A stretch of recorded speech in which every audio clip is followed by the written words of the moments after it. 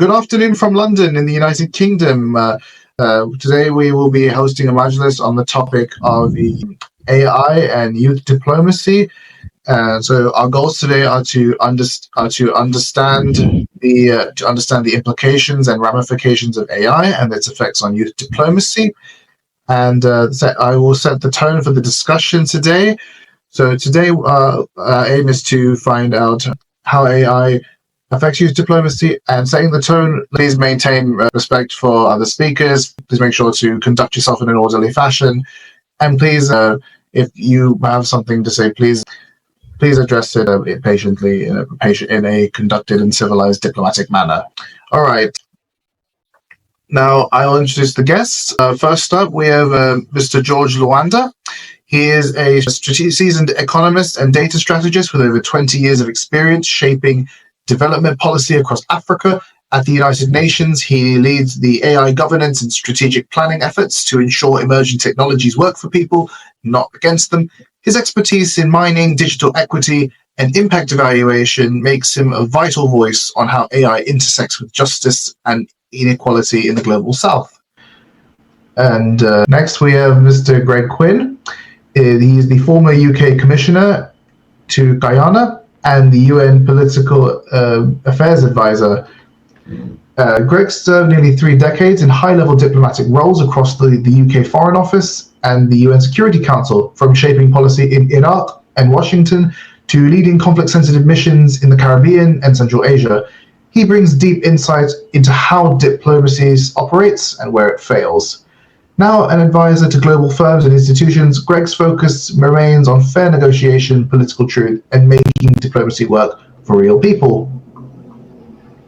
And myself, my name is Rami Mroueh.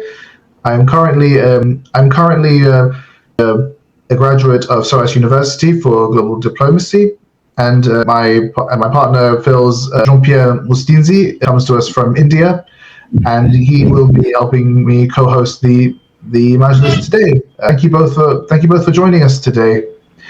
So we're mainly not here to mainly bring solutions, but to shed light on the problems that are in our society, understand and acknowledge everyone's perspective, and we'll provide some actionable recommendations. So again, the topic today: AI, diplomacy, and inequality. Who really shapes the future? We will try to weave the intersections between AI, diplomacy, and inequality, and how they affect different stakeholders within and outside the system. We will also analyze how those in power or decision-making bodies lead, who is affected, who is vulnerable, and how we can reimagine an inclusive future where AI is used ethically, and rethink the nexus between all the 3 of these factors. And I believe the first question, I will hand it over to Fils.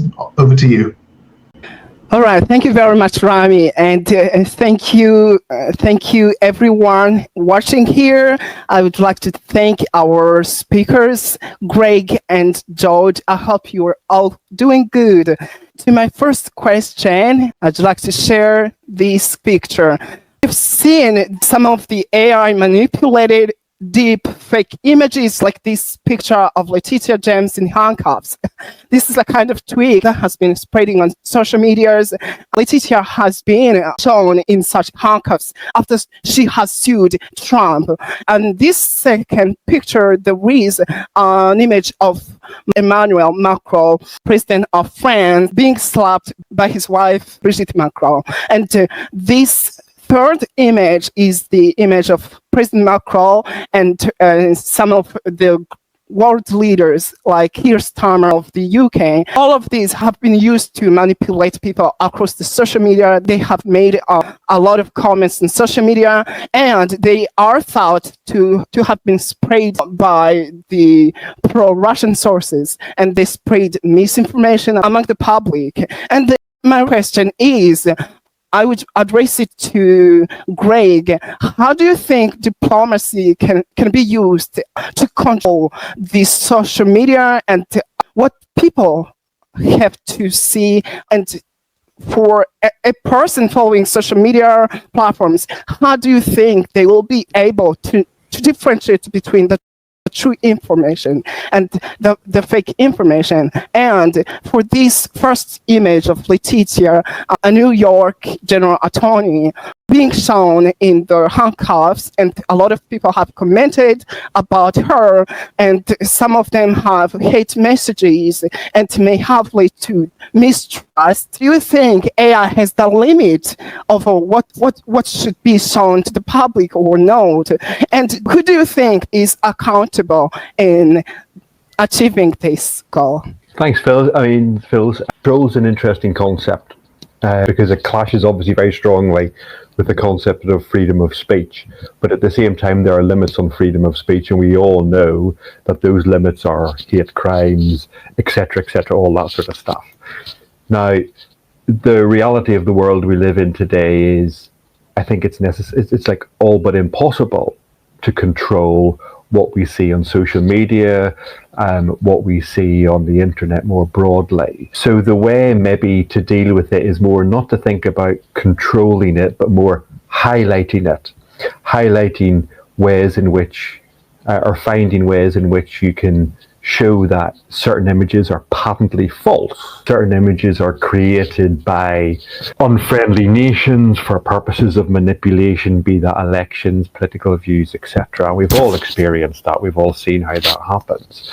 And in a way, this is something which AI could be helpful for, because, used properly, AI can be a tool for good.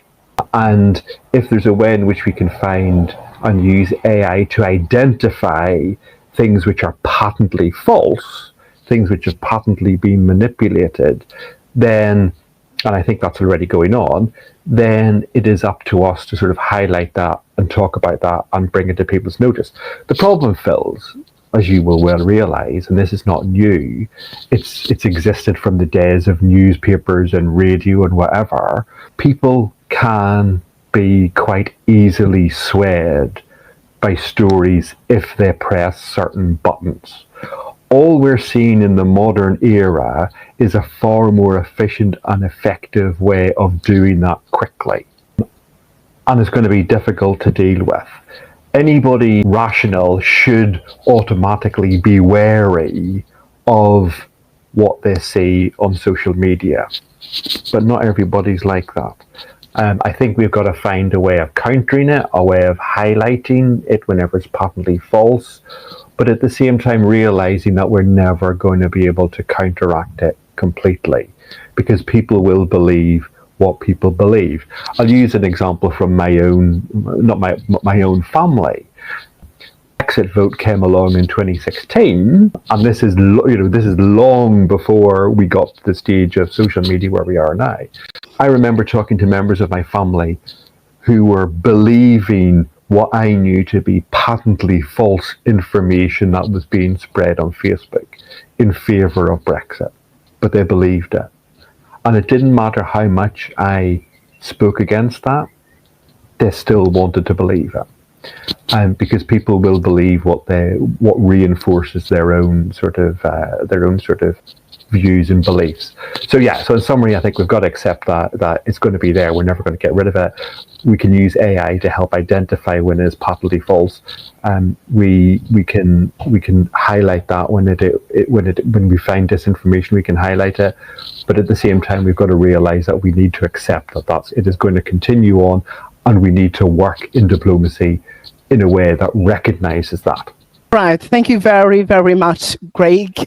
You mentioned that we all should be aware and responsible of what to consume on social media. If I go too well, I think everyone should be responsible and be aware that everything shared on social media may be fake or true, especially young leaders like me, like anyone who may be following us.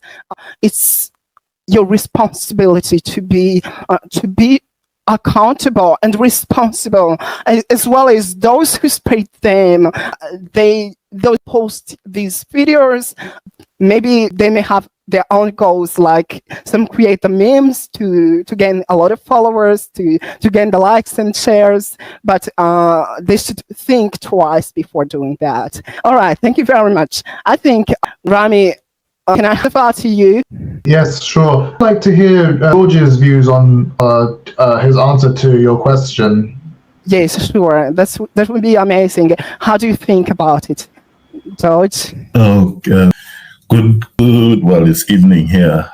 Well, good day, everybody. And thank you for this opportunity. I think before I start, maybe just to point out that whilst I work for the UN, I'm not representing the views of the UN here, but rather my views, just to make sure that there's clarity.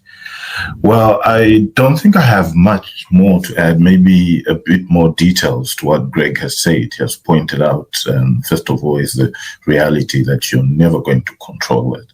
It's never been controlled. But then there are some guardrails which need to be put in place. And they also gave the example of the Brexit issue. And maybe what I would just add to that is that part of it, it's not even the direct way to fight it, would be now how do we build a society which is able to understand the real information? Are there gaps in our education system that maybe, if you're talking from an African point of view, I would imagine there'll be gaps because people are still maybe caught up in printed press. And so you might need to do things like that. So I would really say that beyond what Greg had said, it's just the details. But maybe what I could also add is now government's role in identifying and putting guardrails to protect from such things. And that's nuanced because Fils said some people might be doing that innocently, right, to grow their followers, and could be part of the AI is creating new jobs, right? When I was growing up, there's no way you're going to make money just talking to people and pay your bills. It just wasn't going to be possible, but such things are being created. So what government would then need to do is in establishing guardrails is walk through a very tightrope between, as Greg said, the freedom and then ensuring that there isn't that abuse. And we've seen some of these attempts in Europe with the AI strategies and policies and the GDPR following up with it. We see how it's going, where certain Gen AI tools are available in certain countries and they're not yet available in other countries. And that's all within that attempt to try and figure out what needs to be done. I would be very hesitant for someone to have a very clear point of what needs to be done, because this is very new territory. Very few people, if any, have got, even if you've got the wisdom of it, not many people have got the experience because it's just started. So it's going to unpack in different ways and different cultures. But I think I would end with saying that, going back to where Greg started, where that balance between freedom and that responsible use of it, which will have to be national conversations. And these will talk to the issue of governance. If we are to then have good governance models, the likelihood that the results would be much better are higher than if we're not. Thank you. Right. Thank you very much, George. I loved your perspectives on this issue. And I think if everything goes clear, I think, Rami, do you have anything to add? Well, I do agree with both Greg and George that we are not ever probably going to have complete control of AI, as it's still very new, and the usage of what we can do with it is still very much in its, I guess as of right now, in its infancy. We're still using it mostly. I used very recently with AI is just using it to help me write cover letters for jobs, or I guess at university, helping you write things, just getting all the parts of jobs that people don't want to do. And yeah, I think I believe AI can be good if we know how to use it correctly. But I think with time, as Greg and George have mentioned, it is going to take time, and it's going to take a lot of national conversations, and it's going to have to take quite a while before we truly can gauge a sense of how we should regulate something like AI, because there are industries that I know that AI is taking away from. Because while I believe AI can create new jobs, which is great, I believe it also can cut jobs a lot, because if AI can do something, you don't have to pay it, essentially. For if you're thinking like a manager, I'm open to being very wrong about this, but industries like, for example, the arts world is honestly all over social media is up in arms about how AI art is ruining things. It's it's destroying a skill that people have spent probably their whole lives doing, essentially. We've all seen those AI monstrosities you've seen on Twitter or Instagram or even YouTube or sometimes even LinkedIn. But essentially, my view is that, I do think AI recognizing fake images or fake news, I think that does boil down to the individual. I think there should be some personal responsibility relating to that. I know not everyone will be able to do, but countries like Finland have now rolled out programs in schools where they teach their students how to recognize fake news and fake articles, which I think is a good idea. And I think people should take the steps to maybe educate themselves and be more aware that AI exists, and how to recognize this is not real and this is real. There are tools to help people navigate what's real and what's fake. But then again, AI is getting smarter and AI is getting more developed. That could very much well change with time. But other than that, I think it does require regulation, but that's going to take time for us to also understand it in its entirety. But yeah, that's my 2 cents. Right. Thank you very much, Rami. And I think if we can summarize this point, we were trying to find out how can people. I think the government cannot control cannot limit how governments can control the messages or the messages and information on social media and the use of AI and manage the ethical freedom of expression. And I think everyone here given their own perspective on this, and I think everyone who is watching, if you feel you have any idea or commenters to read that you want in the comment section, and we will come up to you. So if we continue again, I'd remind you the aim of our conversation as well as the goal. Our session is entitled The AI Diplomacy and Inequality, and I want to mainly understand the intersection of the AI, the diplomacy, and inequality. And from here, I have a very great question that I think a lot of young Africans may be having in their minds. AI systems, they rely on minerals like cobalt, coltan, and a lot of them come from African continent. The countries like DR Congo, especially, is one of the countries that is being exploited by the world countries.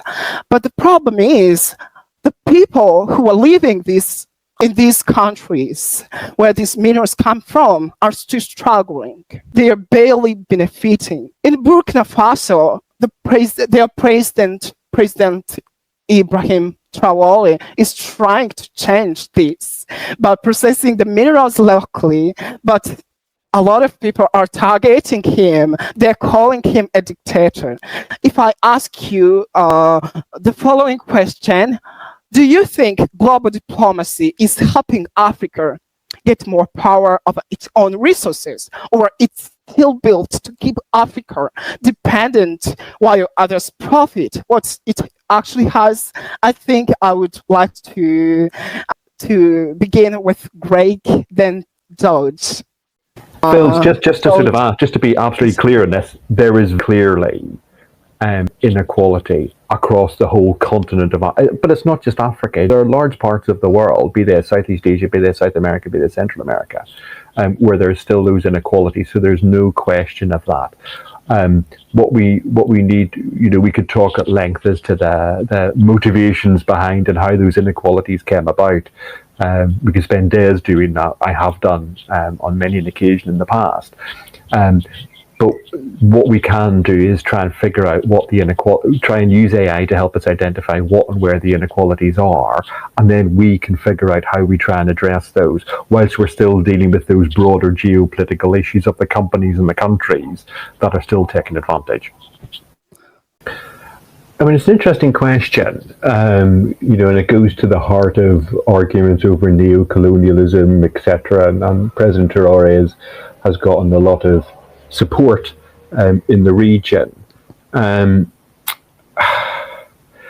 like to think things are better than they were. That's not to say they're perfect in any way, shape, or form, and and that's not to say that there aren't companies or countries who still seek to use the old ways of doing things. But I think the days in which the Brits, for example, or the French, or the Germans, or the Portuguese, or whomever could decide what was going to happen in Africa are long gone. Now, whether there's other countries have taken up that mantle, I don't know. Whether some of the businesses have taken up that mantle, it's possible. But I think the existence of social media, we talked about the negative aspects of social media, we talked about the negative aspects of the internet. But the positive aspects of the internet and social media is that it allows people to highlight inequalities and unacceptable actions that are done by companies or countries. Now, where I think AI can come into this partly is it takes a lot of time and a lot of effort to try and figure out exactly where the inequalities are and what the inequalities are. Now, you and I might have a view of in DRC, the inequality is X and it exists in certain places. Now, AI can do the analysis, can do the assessment, can do the dispassionate assessment to really give us a more accurate picture of what the problem is. Where is it? Inequality on gender? Is it inequality on economic access? Is it inequality on food? That sort of thing. So this is an area where I think sort of AI provides us with a good opportunity of doing that back office, some would say boring assessment, to allow us to really target in on what the issue is where, and therefore what we then need to do about it. All right. Thank you very much, Greg. I think you have pointed out how, despite the progress, yes, inequality is still there, and we still have to acknowledge that, as well as continue to advocate. We cannot really resist the impact of AI, how it benefits all of us, and we still have to continue advocacy while still celebrating the progress. I think. All right, thank you very much, Greg, for clarifying this too.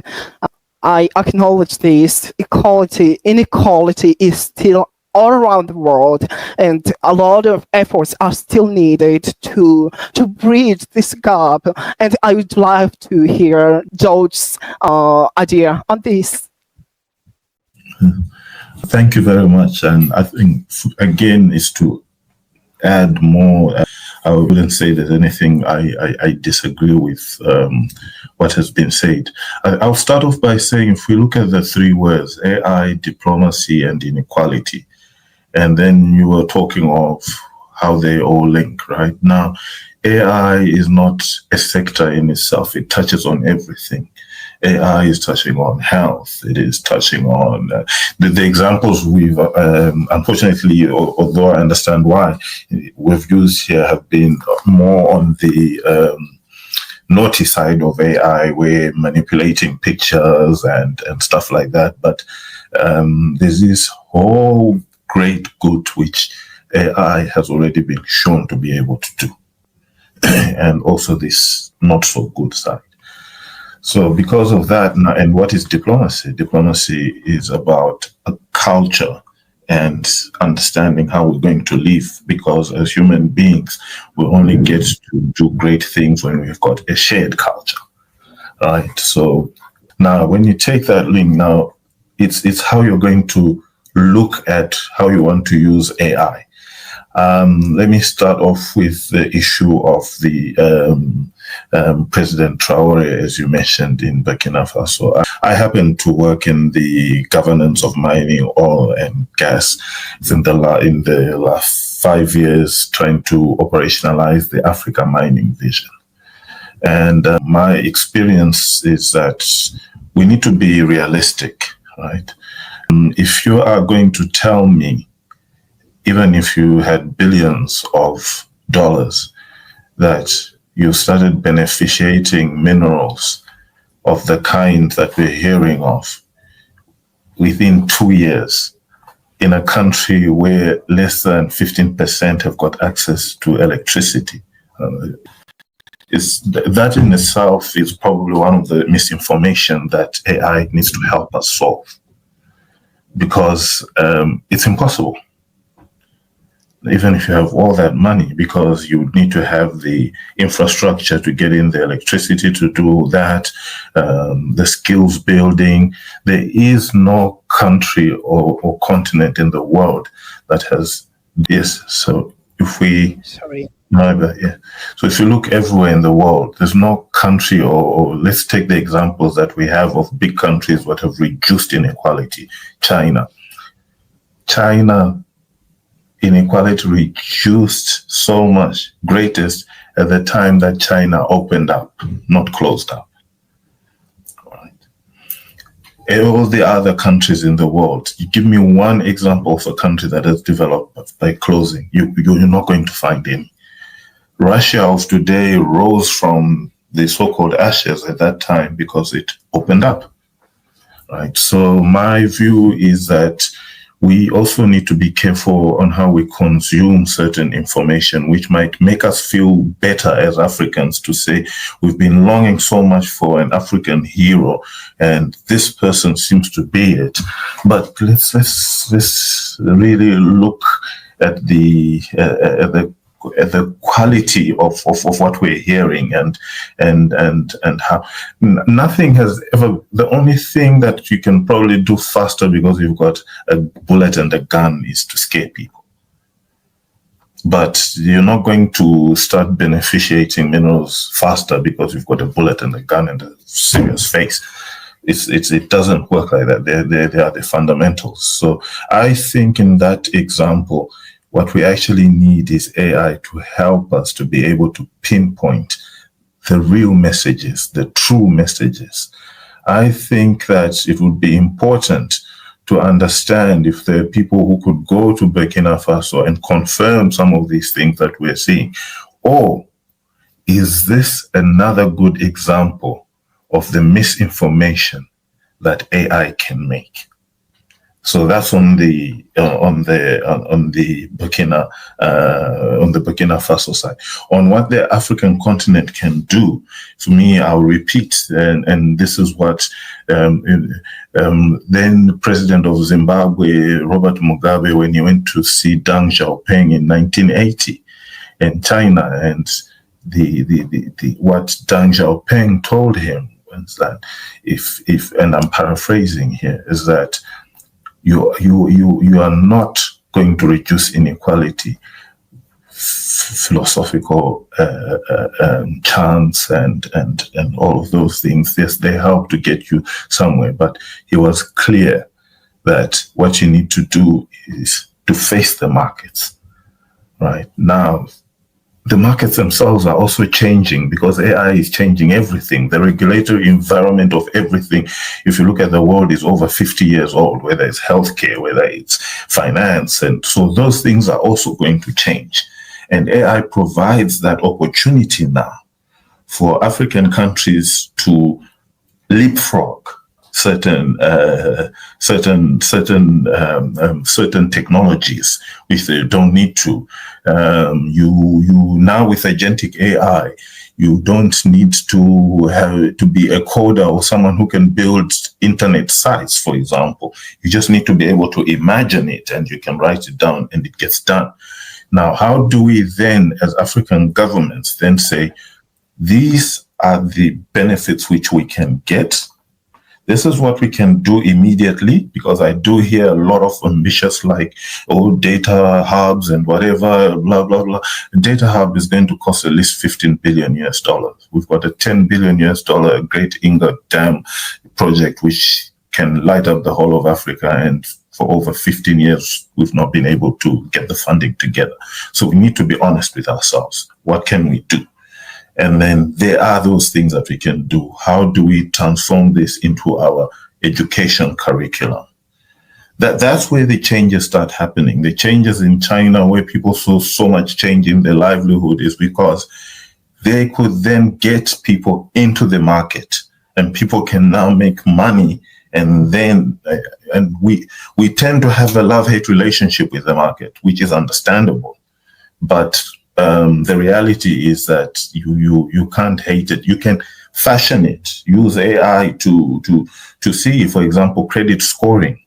How do we use AI to make credit scoring worthy and more reflective of the situations, and not to say we'll throw it away? Sorry, long answer, but yeah. All right. Thank you very, very much. Phil, can I just come in very quickly to add to that, which is that AI can take away the menial jobs. It can take away the boring jobs, the jobs which need to be done, be they data mining or whatever.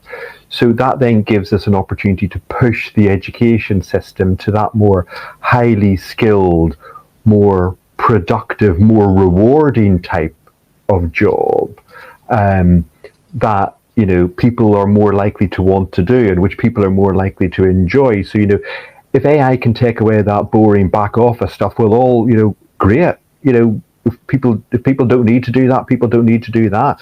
People should be doing jobs which they can. They shouldn't be doing a job because they have to. They should have a motivation for doing the job because they want to. And AI takes away that menial stuff, which hopefully will allow them, with the right education system, to do a more rewarding job. All right. Thank you very, very much for pointing on something that's very important. I've been fearing, some people are fearing if the AI is going to take their jobs. And it's very amazing that you pointed on a very great point that the education quality has to be improved. People should be educated, not just getting education, but with the quality, and that's very important. And coming back on what George has mentioned, you also mentioned about facing the market as well as transforming transforming all these fears into the educational curriculum. And I wanted to also ask you one question that made me curious. Most AI systems today are built around English and other global North languages. African languages, not just African languages, the cultures, and especially the indigenous knowledge, are often left out. And that means whole communities don't see themselves in this digital world. And again, George Lwanda has built an AI system that can answer the questions about the governance in Gambia. So I wanted to ask you, how can we build the AI that actually reflects our cultures, our languages, and our ways of thinking, and not just copying from what's coming from elsewhere? Okay. Thanks. I think that's something that's talked about a lot. And it's understandable, right? Because we've got all these languages and there's so many in Africa, and we're trying to say, how do we take advantage of this? Now, it's not an easy one, because when you start talking about languages, you're talking about cultures, you're talking of sovereignty.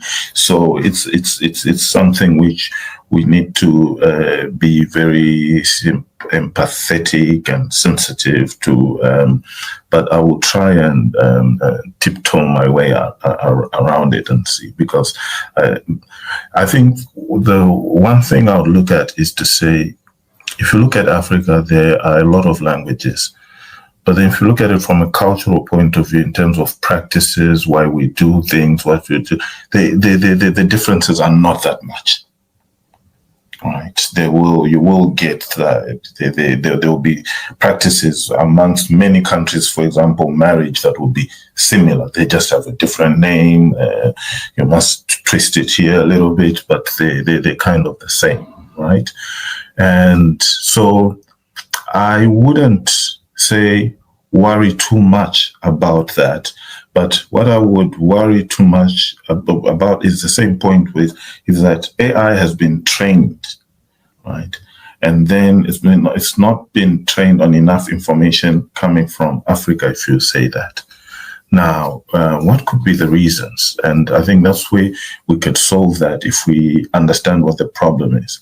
So for me, one of the problems I would see is that we have a lot of countries that are sitting on museums and lots of information that's still on paper. It has to be digitalized so that it can be used for. There's a lot of government departments in Africa where that information is also sitting on, and it has to be done. So I would say that instead of maybe worrying a lot about producing some huge data center, the issue is to think about it like how Deepseek, the Chinese AI model, showed, to say, if you don't have all the resources, look at how you can innovate, be cost expensive, and get what you want done. And so there are many things that can be done. Now, as to what to prioritize, because these things are not free, it's costly. That is where the conversations need to be. Now, is it going to be starting from the national going up, or is it going to be starting from the continental going down? And because in Africa we've got continental aspirations, I would think that there will be more to be gained from both, but with an emphasis from the continental, now translating it, right? This can help us to start seeing where the things Greg was talking about, pointing out differences or similarities. But I think that's where we need to start off from being clear. What is our pain point? Is it just that we're not in the game? Or is it because there's so much that has... I imagine all these... Like when I went to China a few years ago and I was on a Asia Global Fellowship, I was just wowed by what they're able to do. And it told me a few things, to say their AI or machine learning systems then must be able to read Chinese characters and interpret them, and that can't be easy, right? And so in Africa, those are the things which are we going to prioritize issues around how we manage water systems? Are we going to that? Now, those for me would have to come from, if we want to do it in an orderly way, maybe from the AU. We've got the aspirations, we've got the Abuja Treaty, we've got 2063, Africa 2063, all these industrialization plans and whatever. This is an opportunity to do that. But also at national level, for example, let me take the revenue authorities we have in the countries. You have this in Malawi, for example, the Malawi Revenue Authority, in Zimbabwe. I would fight for something that invests in AI, in teaching kids in AI, knowing that if you invest and you get one one person, okay, the aim is to increase your revenue. And we know in African countries, most of the revenue base is low. You just need 1 billionaire to change the entire revenue of the country. And revenue authorities owe it on themselves to be innovative, find ideas on how they invest on young students, young people, young startups, with the promise that for these young startups will be registered as taxpayers. And they will then, and those are the type of things which could get us to increase our revenue bases. Yes, there'll be a lot that will fall along the way, but then that's how we get to document and learn. So there's a whole lot of planning that is required. There's a whole lot of realism that is required that says you're not going to, I go back to this story of beneficiating minerals in 6 months or 3 months. No, those things do not happen. That's not how reality happens. Thank you. All right. Thank you very much for raising these beautiful points. You have mentioned acknowledgement of the efforts of what has been done. There are a lot of efforts that are still to be implemented, and this is what Greg has brought to you all, saying that a lot of efforts have been made, and there are a lot of things that are still needed to be implemented. I would imagine who is the next person to do this. And I think, if I'm not wrong, young people have a lot of involvement in this journey, if I'm not wrong, because the youth represent the future of the world. And I think, shall we say that the voices of young people are being heard, or most of the decisions are even being made while we're not even there? I would ask to Greg. I mean, there's it's the often repeated mantra of, young people are the future, but nobody actually wants to listen to them, because that's, that's just too much like hard work. And I think that's obviously a very patronizing, and I say that as one of an older generation now, no longer young. But I think there's a potential here for young people to realize one very important thing, which is, at the end of the day, politicians want votes. That's all they, I'm not a politician, so I can say this. That's what they care about. They care about winning elections. Young people are a huge constituency, a huge number of votes. And if you look at people like Greta Thunberg, for example, some people see her as a menace, some people see her as a heroine, but everybody knows about her. What she pushes, everybody, listens to, and she has clearly influenced policy on climate change around the world by dint of the fact that she has brought together a large constituency of young people that no government can afford to ignore.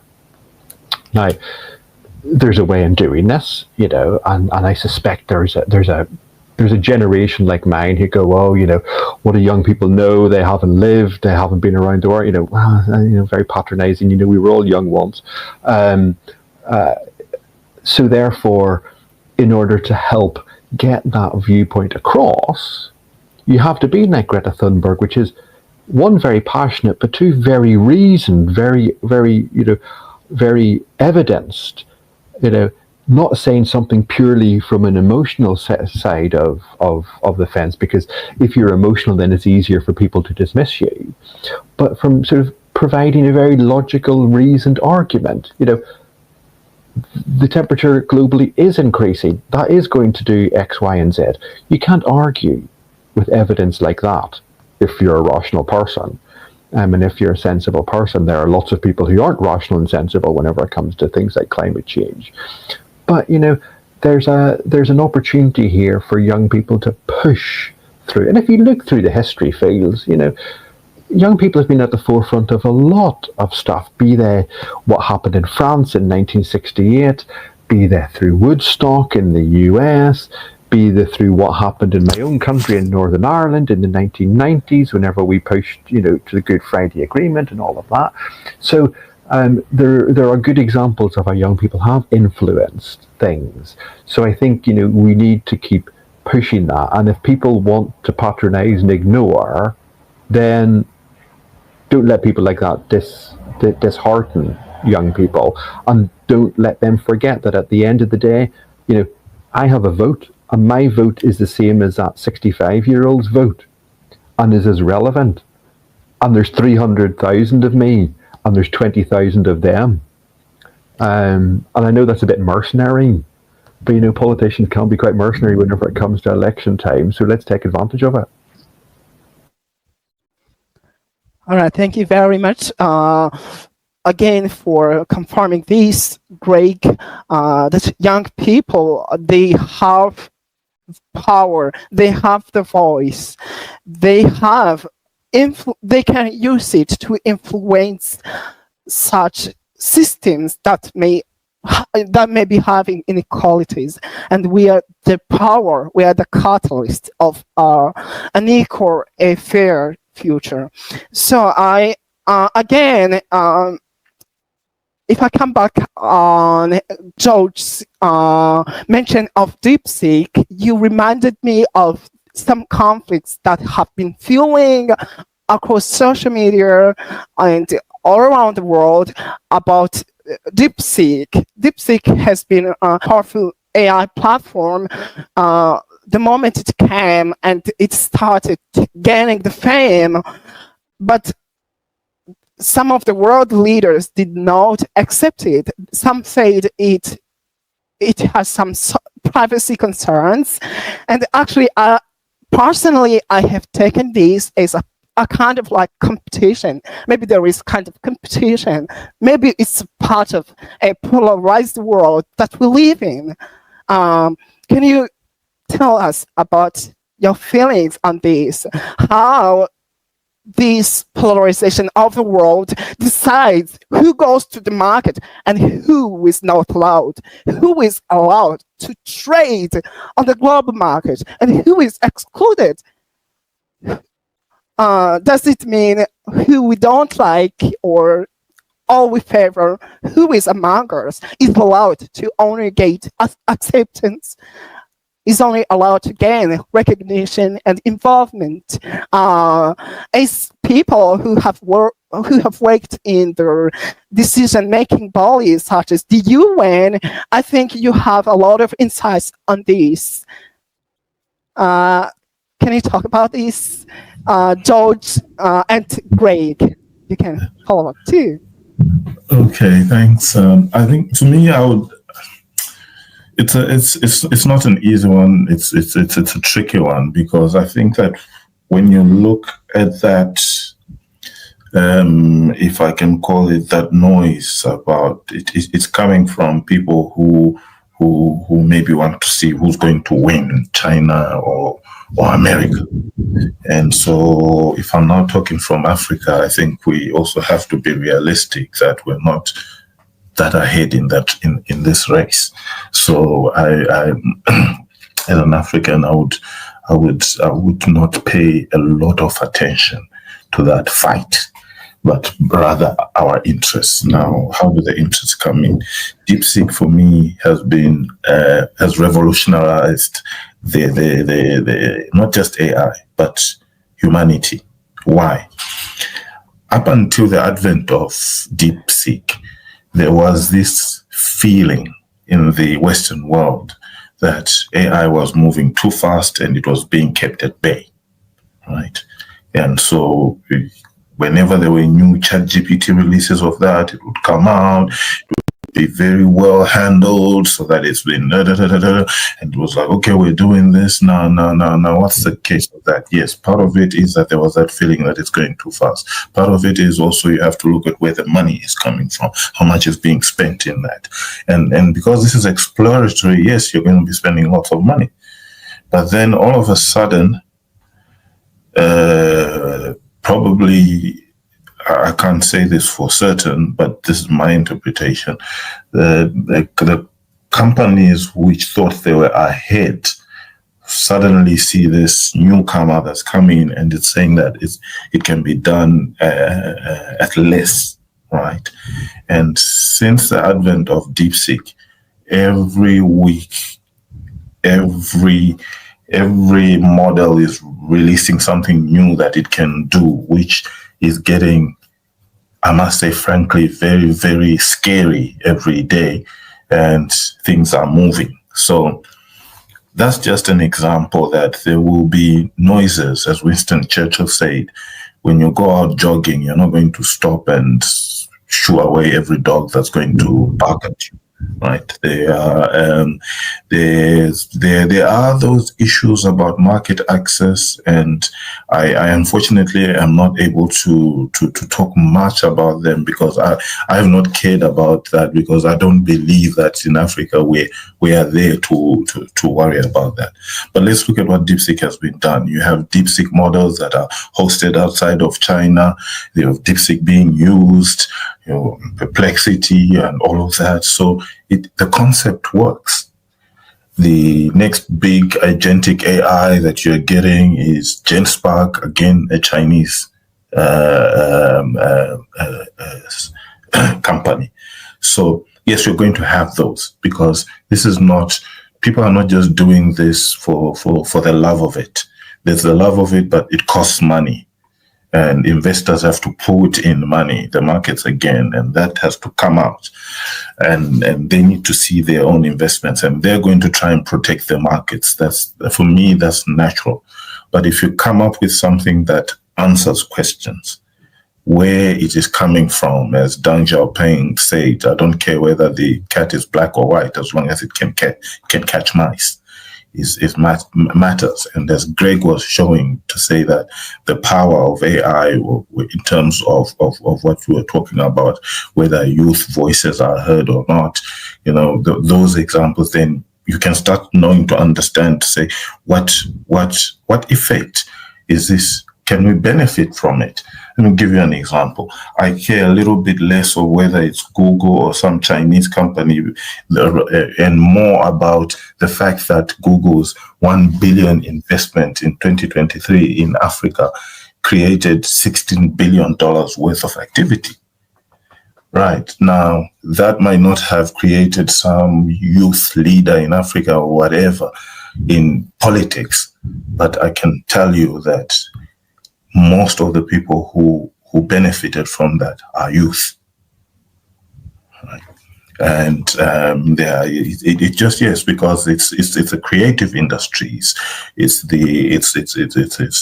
YouTube, and how many people of my age are doing that? That's just, for my age, you just think of that as scary, right? So there is that. So I think that what I would urge is that, especially from an African point of view, is to focus more on what we need to get right for us to get out of the inequality.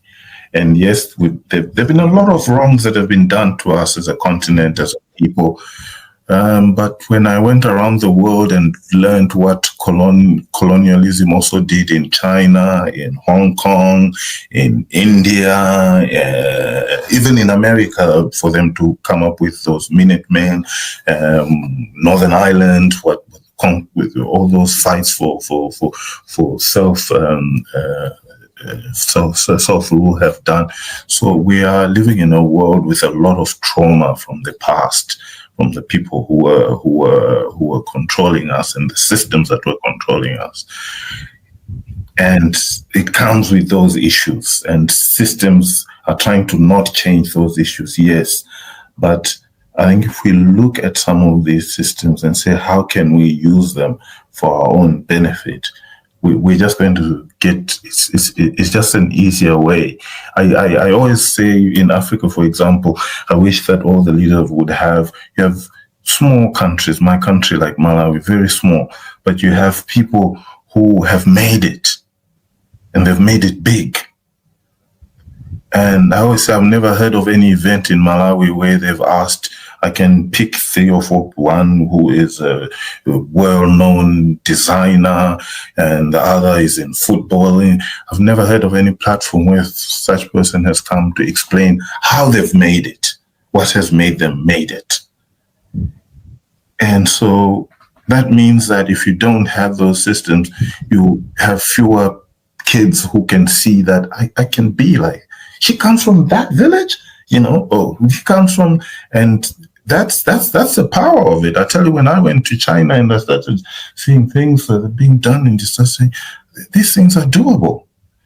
And so that's what I would also say to say, yes, we owe it to not have what happened during colonial time to happen to us. But the only way it's not going to happen is when we control the markets, right? And Deepseek and all, it's not just Deepseek, it's Tencent, it's all the other global companies that have risen up from being small in the world to being big, including how even the Microsofts themselves came to be big and maintain that we need to look at and say, how are we going to do that for Africa without any bullets and guns being involved? All right. Thank you very much, Lwanda. You have pointed out a lot of insights on how we have had a lot of people controlling our systems across the world history, and I loved your perspective on how an ordinary person like me doesn't have to worry about and has nothing to worry about these fights among the global elites who usually controls the world. But what we have to care is the interest rather than positions. What do I need to do? Is the system I need to use, any platform I can use, what matters is that it should solve my interest. Thank you very much, and I would like to hear from Greg's perspective. It's interesting, if you look at sort of the geopolitical, look at the world we live in today, we're probably in a state of instability that none of us have experienced for a very long time, if at all, and that is down to the actions of one particular president who has created a global economic instability second to none, frankly, and does it every day, literally. Where I don't disagree completely with George or yourself, but where I do say is that if we're going to be in a world where there is competition between the US and China, then the battlegrounds, not literally, but the sort of the figurative battlegrounds for that, are going to be in Africa. They're going to be in Southeast Asia. They're in the Caribbean. I know they're already in the Caribbean. Places where resources are, where people are, where opportunities are, where infrastructure is to be built. If I just sort of use a quick example from the Caribbean, I won't name the country, but the Chinese have built a port very much in America's backyard, which is designed specifically to take Chinese military vessels. The Americans clearly aren't very happy about that. But the reason why that was built is that the Chinese are far less restrictive in how they give loans and how they provide support and how they provide assistance. And they've done this globally. So I think whilst some of us just have to sort of accept that we get things done to us rather than do them, we have to realize that we are, in an increasingly unstable geopolitical world. Those things are going to get done to us potentially more often. And the trick is going to be, well, how do you avoid taking sides? How do the African countries or the Caribbean countries avoid taking sides? Can they avoid taking sides? And then there's the other thing that we face in the current sort of US presidency is, if you're an enemy today, you could be a friend tomorrow. If you're a friend today, you could be a mortal enemy tomorrow. I mean, look at the relationship between Canada and the US. who would have thought that you would have a president talking about Canada being the 51st state?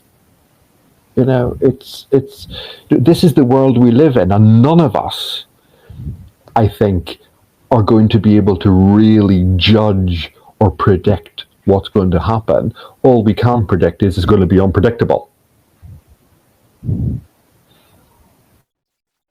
All right, that's really amazing and so scary for me. I think the world that's really unpredictable, it's somehow scary. Just to add to that, I was born in 1971. I grew up in the Cold War. I saw the end of the Cold War. I thought that the Cold War era of mutually assured destruction was a frightening one. In some ways, you can look back on that period as a period of stability, because nobody was going to go down that nobody was going to dare do that because of the fact that we were all going to lose out. Sitting here today, I'm not sure that applies in the 2025 the way it did in 1974 or 1985 or whatever. And that's the frightening thought as well. All right. Thank you very much for bringing this, Greg. I think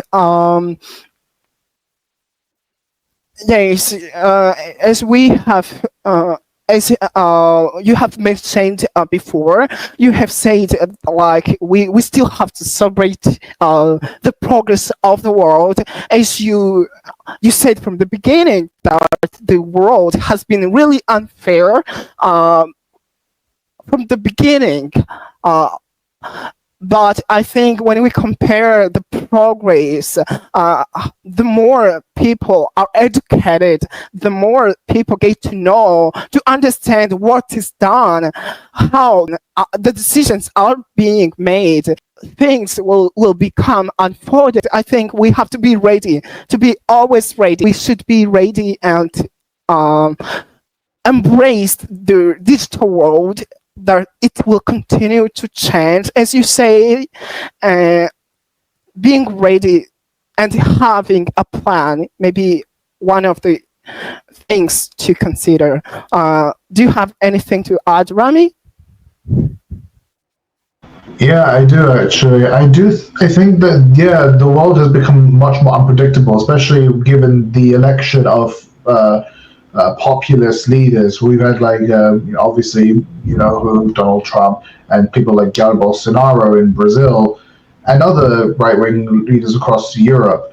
And I think that I guess there's an old adage from physics that says the inevitability of change is the only constant we have. And as Greg has mentioned, I'm sure that looking back in the times of the Cold War, that was considered much more peaceful than what is today. And I think for Greg specifically, growing up in Northern Ireland, especially that time, there's also, on top of the Cold War, there was the Troubles. So there's that whole context to go with. And I would say to George, speaking as someone who is half Chinese and grew up partly going to Hong Kong quite regularly, I would say that China definitely has been on the up and running, much like other markets such as India and Latin America, even Africa, with the election of leaders like Ibrahim Traore. I think now, because of the trauma, I think it's gotten to a point where all those leaders who had done nothing before have all retired, or they've died, or in some way or another, and now the next generation is coming to take the reins. And I think it's gotten to a point now where they've said, okay, that's enough. We're not going to be the laughing stock of the world anymore. We're going to do something about it. And I think people like Ibrahim Traore specifically, he has fulfilled, well, I guess not fulfilled, because I don't want to be absolute on this, and I'm not African, so please just take what I'm saying with a grain of salt. Essentially, he is actually fulfilling his promises to the people. I mean, there's free maternal health care. They've even made their own electric cars, sustainable. I think it's called Itawa. That's the name. And the fact that he's giving money to help build Burkina Faso, it's truly remarkable. And the fact that young people are becoming the next voice, and I would say specifically, in my experience in the UK, young people do have a much louder voice because we have the tools like AI that can help us, but also it's also simultaneously being used against us. And for example, we have tools like TikTok and Instagram that can help prove accountability to corrupt politicians, especially in Europe. We've seen the Matt Hancock scandal that broke out during COVID when he broke COVID rules. And we have other MPs who have been caught on camera thanks to social media and people sharing it. More people are aware of these things in general. And I think for us, my mindset on the matter, and this could just be me being naive, a naive 25-year-old born in like 1999, I grew up in the 2000s. Essentially, what I believe a lot of young people are believing now is these people who are in power and doing great injustices to the world, especially towards both themselves and the world economic stability, is understanding that they're not going as much as they want to, even if they're a billionaire. It's not forever, because unfortunately they don't have access to the fountain of youth, because they're not going to live forever. They're mortals. They're going, just like you and me. And eventually these people are going to die soon. And when they die, someone will have to take their place. And if we're not trained to overtake them, then honestly, I don't know how much more worse it can get in this world. I don't mean to sound like dystopian or anything, but essentially, that's just my thoughts on the matter, really. Because also, going back to the question at hand, young people do have much more of a voice. They are much more politically active. They are much more vocal about how unhappy they are with certain policies in their country that affect them. And this can range from anything from AI governance or to things like their human rights, medical rights, LGBT rights. This could be anything really. The possibilities are endless. So I do believe in the optimism of youth, is that it can be changed. There are some who are slowly making their way into those spheres, but I think it will take time. And I will say to George, and to the question before about AI systems that are built for people of certain areas, so Africa specifically, from what I understand, with Chinese, for example, it did take a while, but during the Deng era and that period of openness, it did allow Chinese characters and Chinese tech workers to eventually find a way to create a Chinese keyboard. That's a whole other discussion. It is very fascinating. I think TEDx did it. I think TED did a whole video about it. It is truly incredible. But essentially, yeah, I think though, given that Africa doesn't have that many well-known indigenous scripts, I think other than Amharic and in Ethiopia, and I believe Fula in Burkina Faso. I'm sure there's probably others I'm missing, maybe Berber. MOSAIC, but essentially, I think tools that are used, I think those things can be done, especially if Africa maybe follows Burkina Faso's example. I'm not saying they should, but essentially, given the circumstances, and if all goes well, and Africa can take the steps to regaining control of their own resources, I think they really can. They can really build their country back up from the destitution of when Europe left them, essentially. And like Greg said, there is definitely a much more like sort of neo-colonialism going on, especially where it's now not countries doing it, it's companies now. So it's the mining. So now it's not just China versus the US. Now there's India, who's also in the game. And it's not just exclusive to Africa. There's also places in Central Asia and the Middle East and Latin America. China really is trying to dominate those spheres. And mostly, I think they've mostly got a grasp on Asia so far with Southeast Asia and ASEAN. But essentially, it's really there's huge tit for tat here, and it's quite hard to say conclusively. But I will say that there are a lot there. It's really it is really a huge gamble, and at this point, where no one's 100% sure what can happen, and we're not sure what will happen. Essentially, those are my thoughts on the matter. Fils, can I just sort of add something? Sorry, George. I'll get it. Yes, sure. I'm very happy that Rami is so positive about the world. I'm maybe a little bit more cynical. And I take President Trump as an example. You know, President Trump in the election campaign said very clearly what he was going to do. He didn't try and hide it. You know, and it's actually quite refreshing for a politician in some ways to actually do what they said they were going to do. 77 million people voted for him despite or because of what he said. And I think there's a possibly a bit of a perception around the world that this is a one-off, that in 4 years' time everything will return to normal. I don't think so. I don't think President Trump is an aberration. If you look at the people around him, I'm actually more worried about some of the people around him than I am about President Trump. So I think we all need to sort of recognize that the world is not going to go back to where it was, and that sort of level of uncertainty is possibly going to continue for a long time. I also get the cynicism of young people about politicians.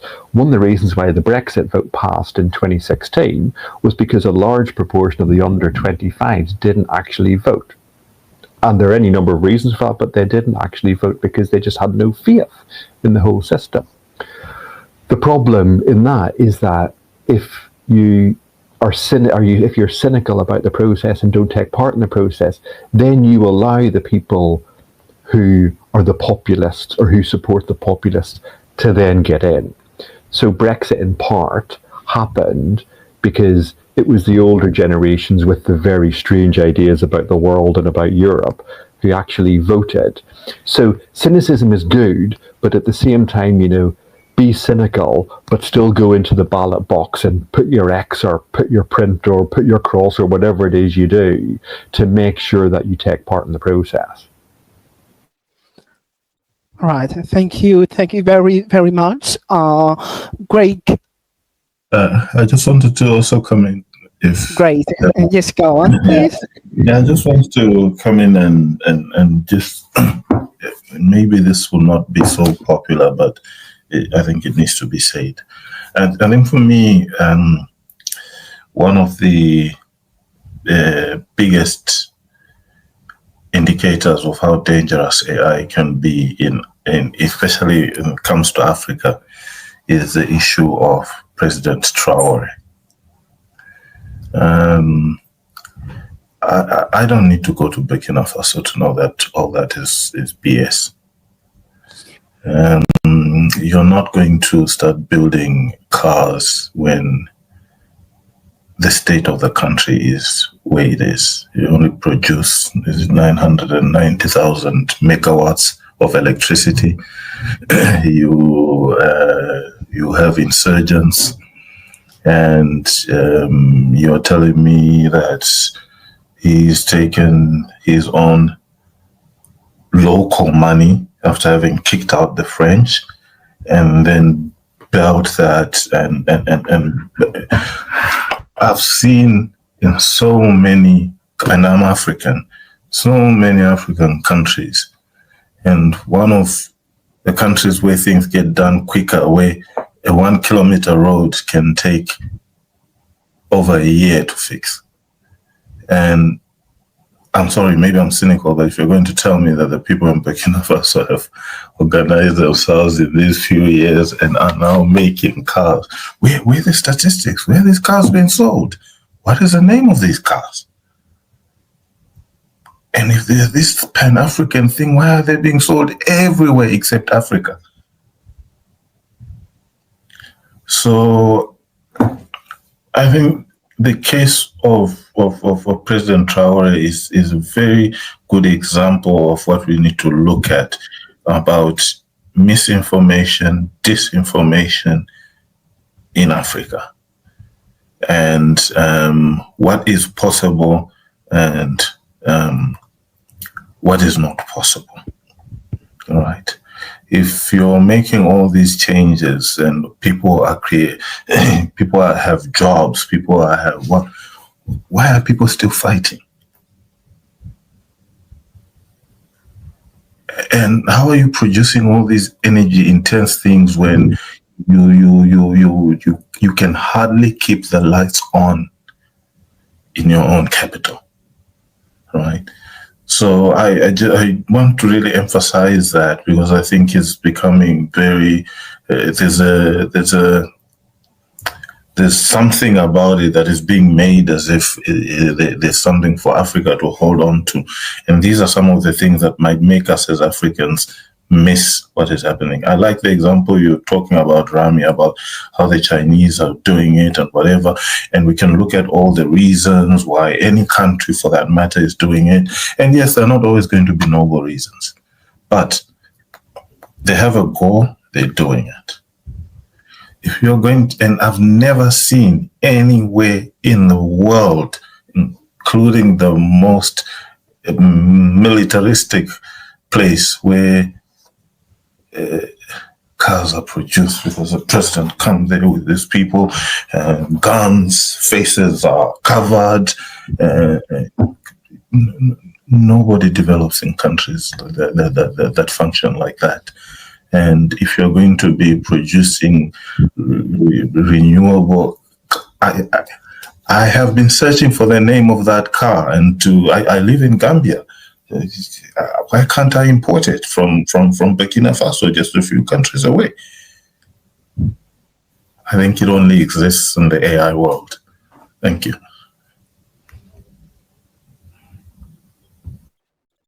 All right, thank you very, very much again, George and Greg, for these amazing insights on this issue.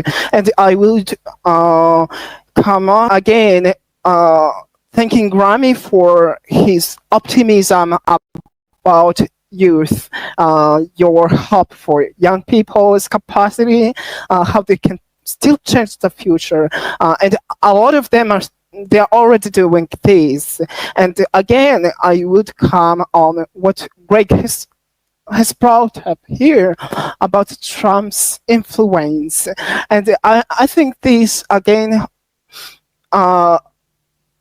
this causes me to wonder if the whole world is just following one person's, one person he's influencing the whole world according to his ideas, which sometimes may cause the consequences that he may not even care.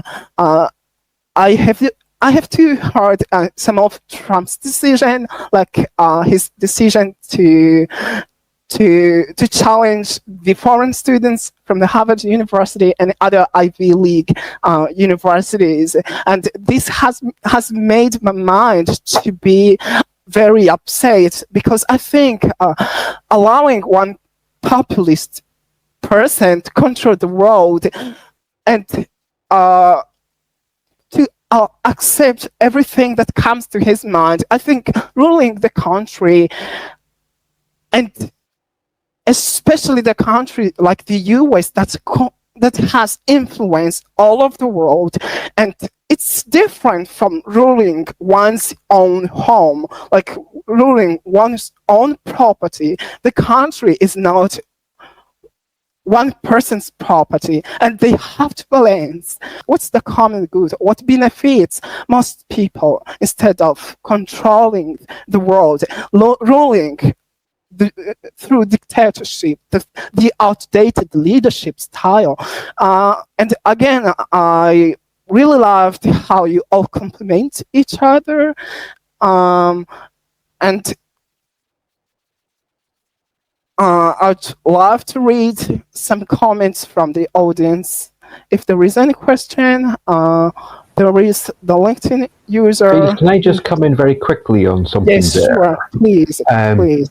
I think all of us now realize that we can no longer rely on the US to take that role that we've gotten used to, for good or for bad, in the post-Second World War period, and the role which the Americans wanted to take on. Nobody forced them to take on that role, they wanted to take it on. So for me, the silver lining in all of what's been happening is we now all know that we can't rely on the US. We got comfortable relying on the US. We got used to relying on the US. And so it's now making us look to alternative options, to alternative groupings, to alternative friendships, to alternative alliances. And that is a good thing. And ultimately, what that will do is it's going to hurt the US. And it's going to sideline the US. And either President Trump doesn't care or doesn't see that, and those around him don't care or don't see it.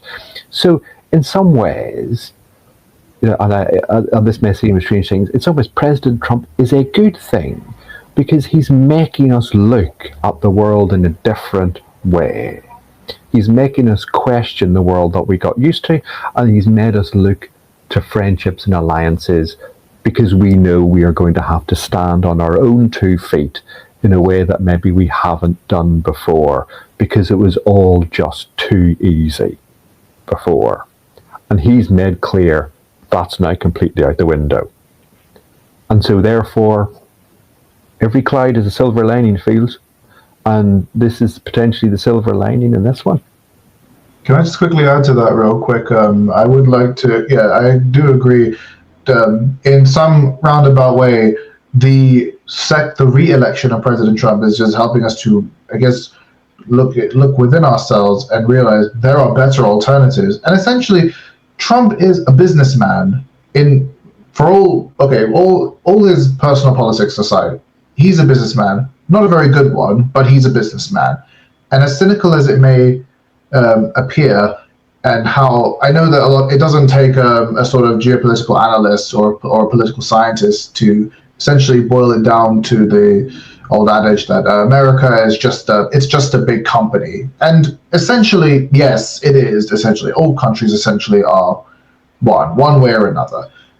But essentially, what he's doing is he's making the world see that, like Greg said, he doesn't try to hide it. He will say what is on his mind, and his supporters, whether it's J.D. Vance,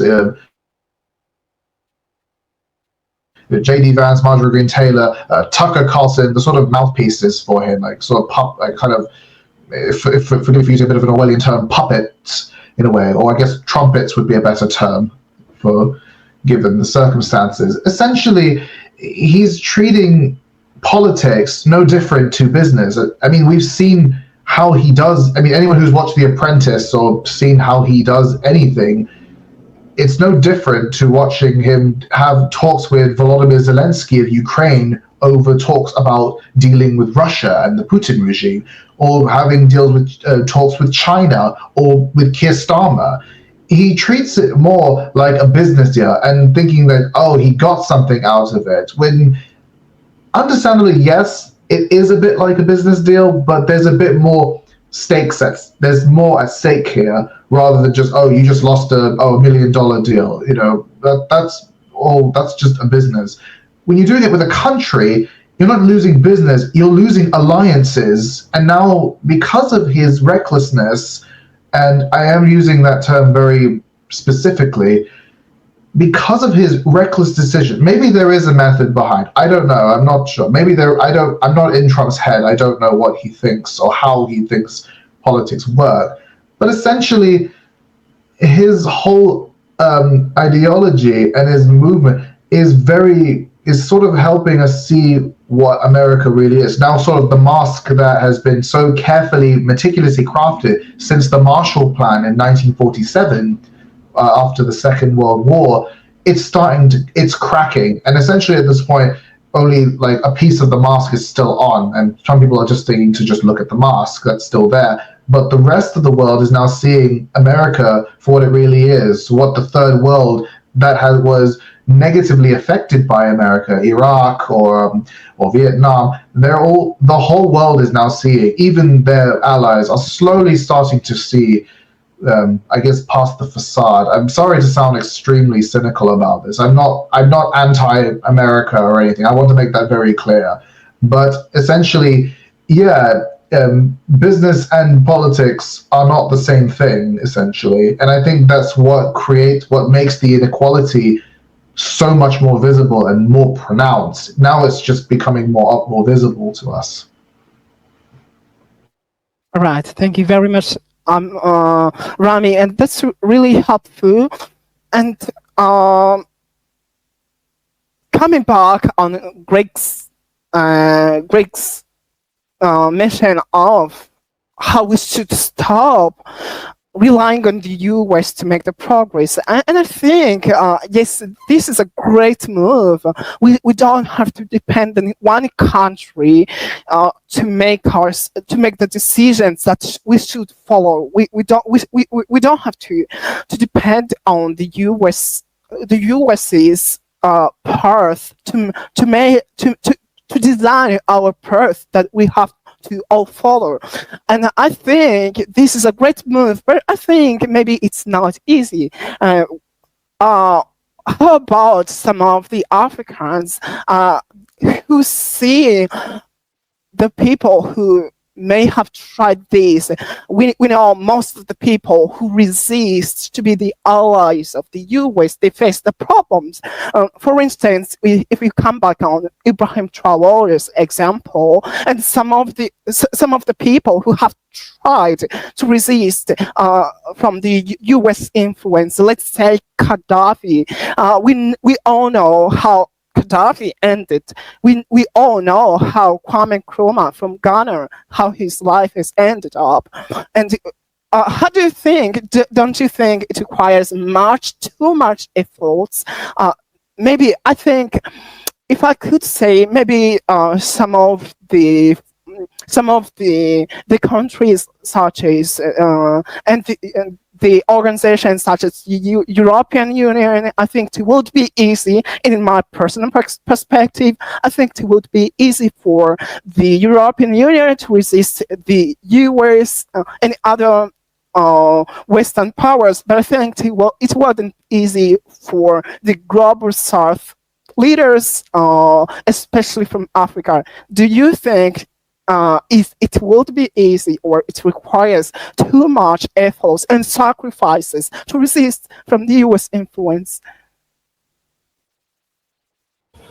This is fields where you come into the arena of diplomacy, and you've sort of got an opportunity here, which is that competition between the US and China. And if you're a clever country, you can play that to your own advantage. Now, you have to be careful, obviously, but there's a potential to play that to your advantage. The trick is how you do that, and obviously that's unique to each individual country. But particularly if you're a country which has got something, be it a resource, be it a geographical location, be it a whatever, that both sides want, they make the most of it. Play hardball, because ultimately they may well need it more than you think, and you may have more leverage than you think.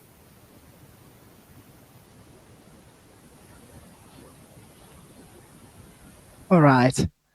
Thank you very much. And I think, yes, it's really a hard bomb to resist, but I think, yes, it really requires efforts. And I think we mostly fear what we haven't experienced, I think. And sometimes we fear this, we have the fear of uncertainties. Yeah, I think, what do you think about this, George? Do you think it would be easy to resist the US influence? Well, I think that you just don't resist influence. It depends on the nature of the influence, and as Greg was saying, that if you're a clever country, you know how to play The issue which I think would help us, especially from Africa, is to maybe start looking at this more from our interests and not from just, first of all, politics.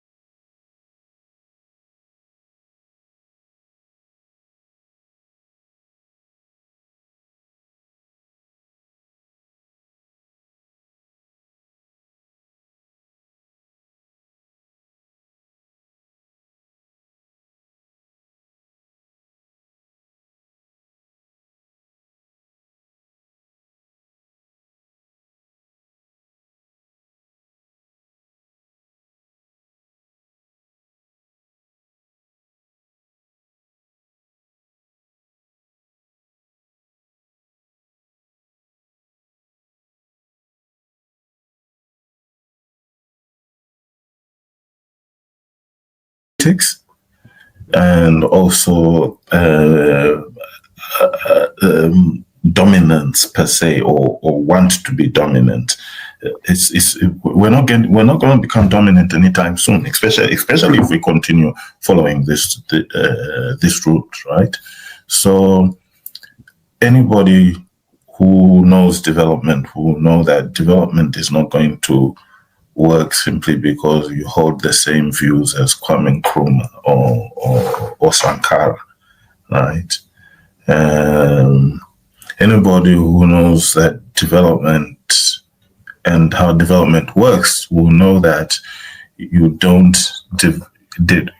We've got so many examples in the world that shows that certain freedom, certain democracy is required for you to reach a certain level.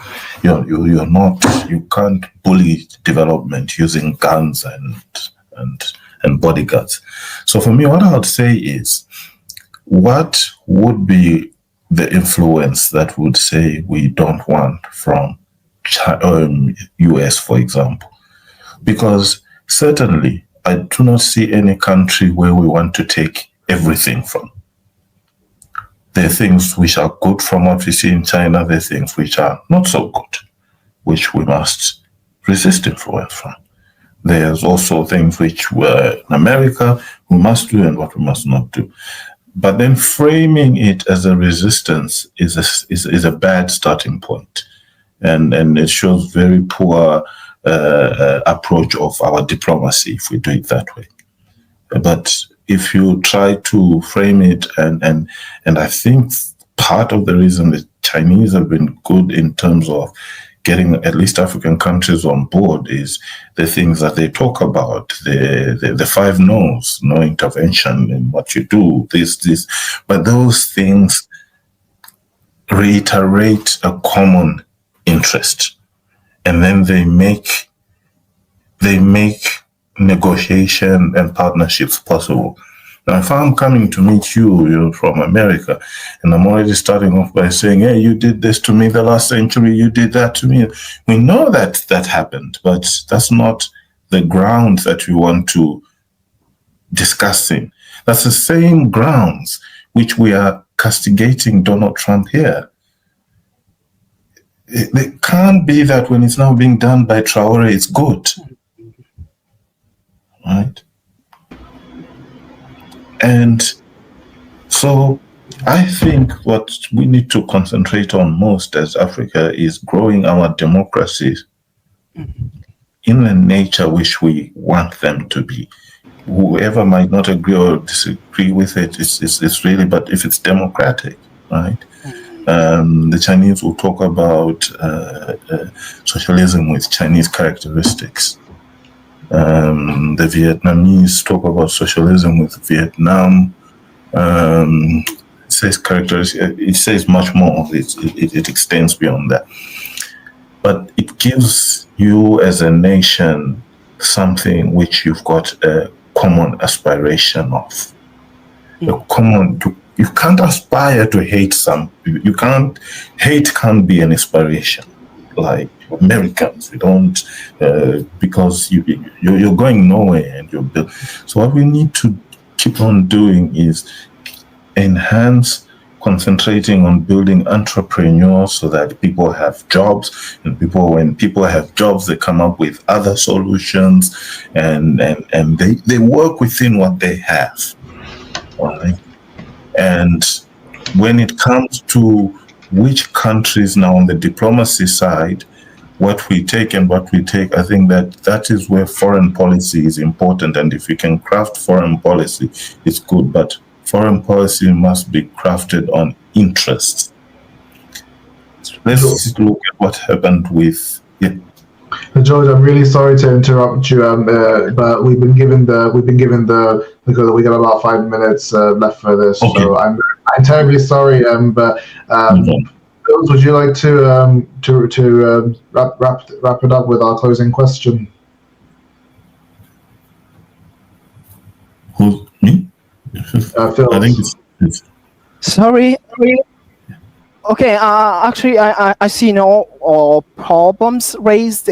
I instead see some comments from Abitegika, Alan, he's just encouraging us and greeting us. Greetings, Alan. I hope you're doing well. And I see one more user who is saying, great to be on this call. Thank you very much to be on the call. And I think no more questions. You may go on. Yes. So you both navigated complex spaces. So what's to wrap this up, I'd like to ask, what's one piece of advice you'd give to a young person trying to push back against inequality without burning out or losing hope? I think we'll start with Greg. I was hoping you might have gone to George first there, Rami. I think you've got to keep going. You just got to keep going. Sometimes you're going to feel like you're banging your head against the brick wall. You got to get through. My mother worked in a factory. My dad was a butcher. My sister was the first person in our family to go to university. I was the second. I was the first to go into the Foreign Service. We did that through hard work with the support of our families and with commitment that we wanted to make a change. So, in my view, and I believe I'm an example of this, if you're committed enough and you're passionate enough, you can achieve anything you want, as long as you don't let the buggers get you down.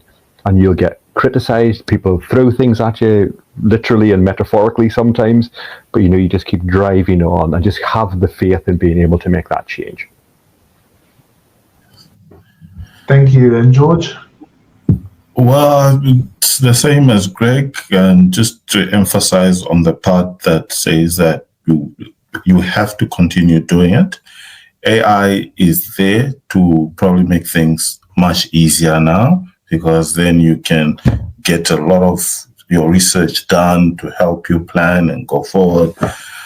But importantly also is get to understand what is right and what is real information and what could be misinformation or disinformation.